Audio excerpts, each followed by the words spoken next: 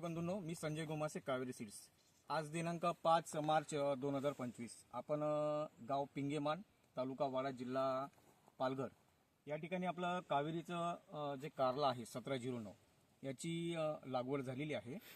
आणि हा जो प्लॉट आहे तर याची जी लागवड आहे ही साधारण 20 नोव्हेंबरला झालेली आहे.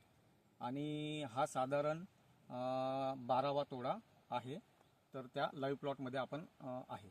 तर शेतकरी बंधूंनो, आता कावेरी 1709चे जर वैशिष्ट्य बघायचे झाले तर हे वाण साधारण 45 ते 50 दिवसामध्ये पहिला तोडायला येतो. त्यानंतर याच्या फळाची लांबी जर बघितली आपण तर फळाची लांबी साधारण 12 ते 13 सेंटीमीटर आहे.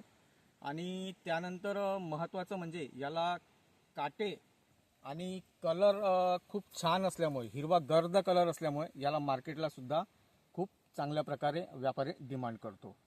आणि महत्त्वाचं म्हणजे या परिसरामध्ये